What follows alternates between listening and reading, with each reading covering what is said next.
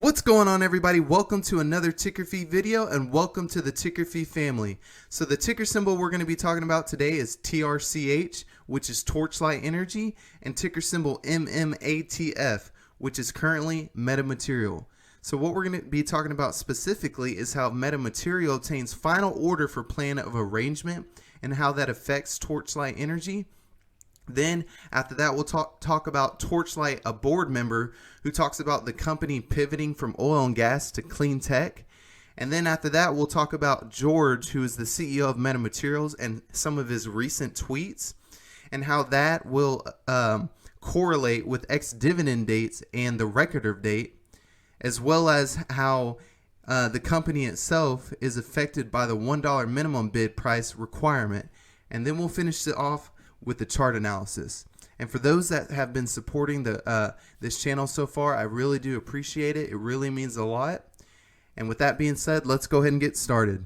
Okay, so if this is the first time here at this channel and you're just now learning about Metamaterial or Torchlight Energy, I actually created a video. So if you scroll down far enough, you'll see around 2 weeks ago, I actually explained TRCH and MMATF, and if you click on the video, it'll give you a further explanation of the company itself, just to give you a kind of heads up. That way you can catch up with what we're going to be talking about today. Okay, so I'm just going to touch real quick on this summary. So Metamaterial obtains the final order for plan of arrangement, right? So they say that today it announced, which was, keep in mind, March 18, 2021, that it has obtained a final order from the Ontario Superior Court of Justice approving the previously announced plan of arrangement with Torchlight Resources.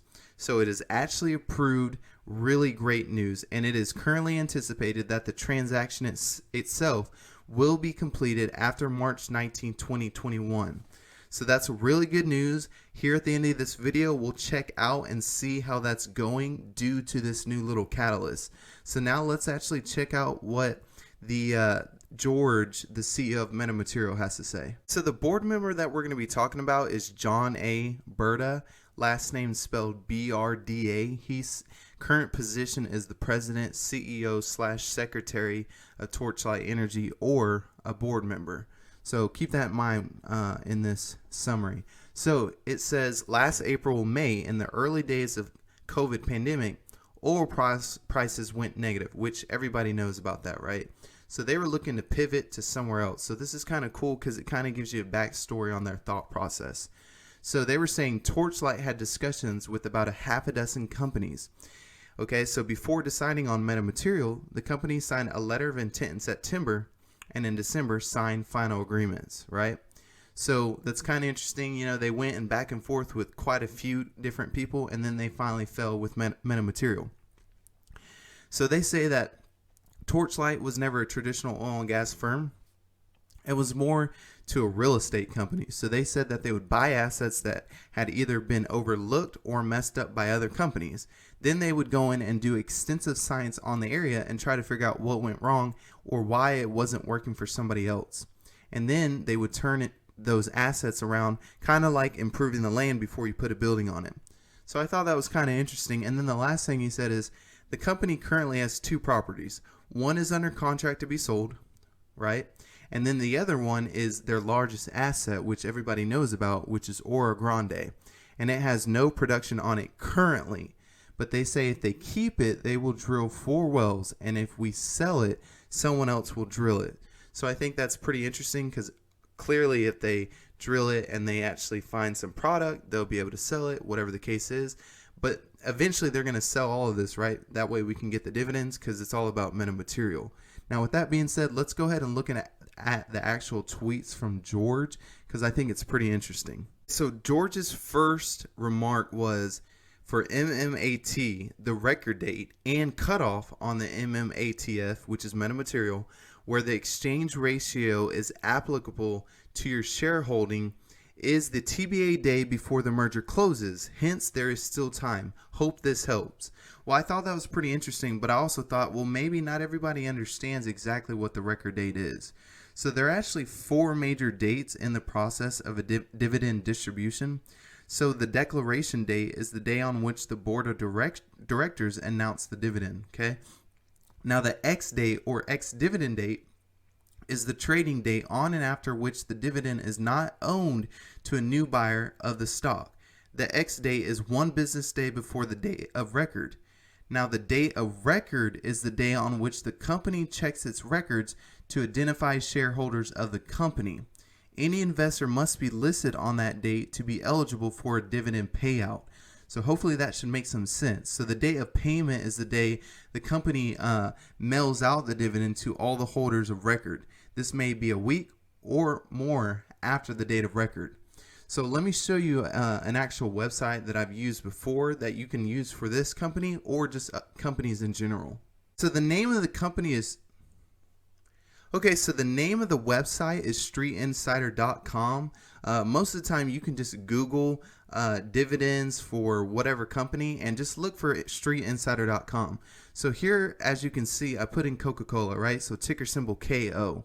So it'll give you the dividend yield, which is 3.2%, the annualized dividend, which is 1.68, and the actual price that it is currently. But right below that, you'll see the date, the ex-dividend date, the amount, quarter, yield, right, declaration, record date, and pay date, and even the details. But it'll show it, and then not only that, it'll show the record for the past few years. So I felt like this is a really good tool to use, and so just a little bit of extra information. That way you can continue to understand, especially if you end up buying more than one or just one company that provides dividends. So the other tweet from George says this, because Liz, who's another person, said, "What's up with the board request for a R/S? Seems shady to say 1-for-1 for Trch, then drop RS on Trch only. Yeah, it is 1-for-1, but only after shares are reversed." So his response was, "Hi Liz, reverse or forward splits are tools. For example, RS is used to keep a company above $1 to comply with NASDAQ minimum listing rules.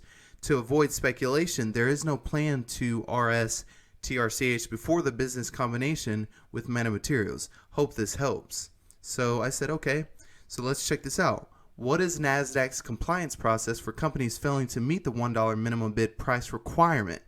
So it says, if a company trades for 30 consecutive business days below the $1 minimum closing bid price requirement, NASDAQ will send a deficiency notice to the company advising that it has been afforded a compliance period of 180 calendar days to regain compliance with the applicable requirements. Thereafter, if such a company does not regain compliance with the bid price record, at a second 180-day compliance period may be available. So a company listed on the NASDAQ capital market may be eligible for an additional 180-day compliance period if it meets the market value of publicly held shares requirements for continued listing, right? So all the other initial inclusion requirements for the capital market, except for the bid price requirement, provides written notice that it intends to regain compliance with the bid price requirement during the second 180-day compliance period by effecting a reverse stock split if necessary. So I thought that was pretty interesting. I did not know this, so hopefully this is great information for you as well. Now, with that being said, let's go ahead and finish this video off with the chart analysis. So for those that's still trying to learn the candlesticks chart, I've been saying this in the past few videos, so I just want to say this one last time. So a candlestick charting is simply a method of displaying a price information in a market. So unlike the simple line chart, which a lot of people have seen before, each series on a candlestick chart contains 4 data points, right? So that's going to be the opening price, the high price, the low price, and the closing price, right? Now, when you're looking at the anatomy itself of the candlestick, the body indicates the open to close range. The wicks are also called tails or shadows, which are the long, thin lines above and below the main body. These reveal the intraday highs and lows, right? And then the color, which I feel like the majority of us know, is going to be that green shows a price increase, while red body indicates a price decrease, right? Now, with that being said, when you're looking at the chart, when it's green, it's because whatever it opened up at, it closed higher than that, and then it's vice versa when it's red. So now looking at the chart itself, you expand, you can check out the trend line, right? So as you can see, what you want to notice too, when you're looking at this chart, you'll see the blue, which is going to be your volume. And the volume of the trades is buys and sells. It's not one or the other. So keep that in mind. Then the other thing you want to keep in mind as well is going to be the support. You'll have the support and the resistance, right? So when you're looking at the line, you've got the support, right? So that's going to stay at a certain area. So keep in mind, for example, it closed at $1.88, right? So it opened at 1.8 with a high of 1.9. But again, you can see the trend line, and then you've got the resistance. So you've got a high of 483, and it hasn't passed that resistance. It hasn't got enough support. So I want you to keep that in mind, and these are the wicks of what I'm talking about. You've got it below and right above it, okay? But again, it closed higher than what it opened up at, which is always good, which I really do appreciate that. But guys, with all that being said, I hope all this information was added value for you. I really do appreciate you taking the time to listen to this video. And as always, welcome to the Ticker Feed family.